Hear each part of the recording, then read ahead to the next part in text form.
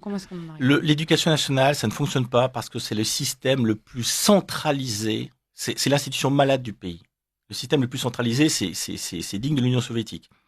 Nous, ce qu'on propose, c'est 3 mesures claires. C'est un, l'autonomie des chefs d'établissement. Comme l'enseignement privé sous contrat, comme les collectivités locales, c'est-à-dire vous recrutez, c'est vous qui êtes à la manœuvre pour recruter.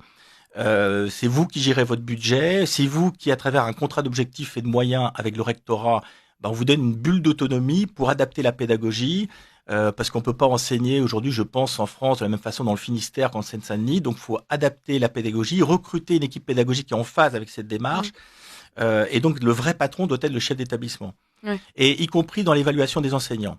Et les inspecteurs sont transformés, je dirais, en juge de paix, c'est-à-dire que s'il y a un litige entre le chef d'établissement et l'enseignant, ben, l'inspecteur, c'est lui qui va intervenir en deuxième ressort. Et puis s'il y a toujours un contentieux, on va devant les juridictions administratives. Hein, donc, faire comme dans n'importe quelle organisation publique ou privée, le terrain a un minimum d'initiative.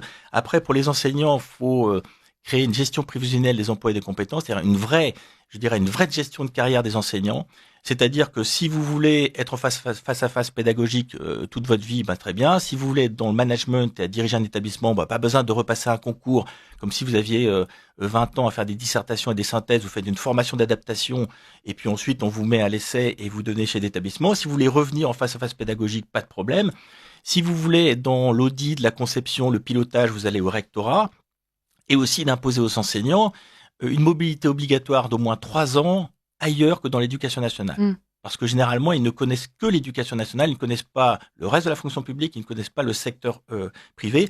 Donc, autonomie, vraie gestion de carrière dynamique pour les enseignants. Et enfin, un troisième point, c'est de les revaloriser de manière très significative, puisque nos enseignants sont nettement moins bien rémunérés que la moyenne OCDE. Mais pas sans contrepartie, Ouais. avec les 2 premiers points que j'ai évoqués.